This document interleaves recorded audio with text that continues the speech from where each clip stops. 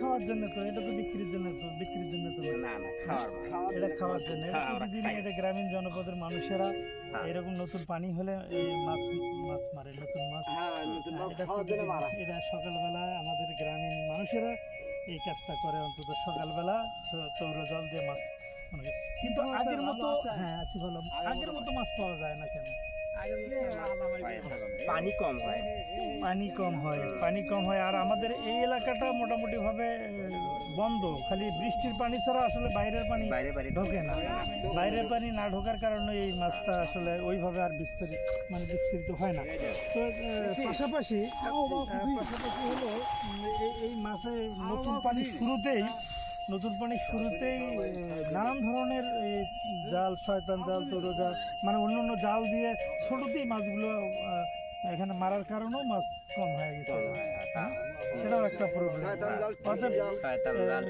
ঠুসি এগুলো ছোট থেকে যদি মাছ না মারে, মাছদেরকে যদি একটু স্পেস দেওয়া যেত তাহলে হয়তো বা মাছ পাওয়া যেত।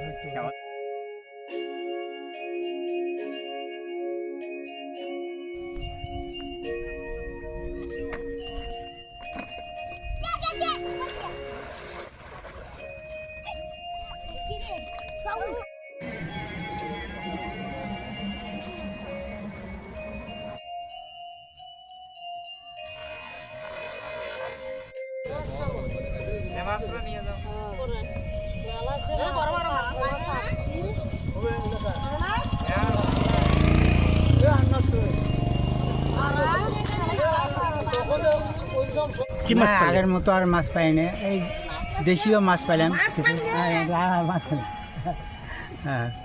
আগের মতো আর মাছ পাওয়া যায় না। আগের মতো আর কেন মাছ পাওয়া যায় না আগের মতো? এখন পানি নেই সেরকম, তাই বিলগাড়ি শুকে যায়, মানুষ মাছ ধরে খায়। আগে বিভিন্ন রকমের জাল দিয়ে মাছ মারে, ছোট মাছগুলো আগে মারে খায়, যার ফলে এখন আর মাছ হচ্ছে না, ওইভাবে মাছ পাওয়া যাচ্ছে।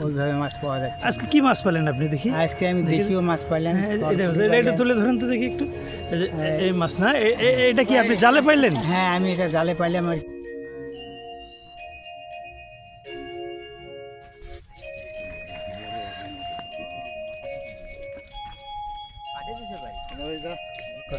এটা আমাদের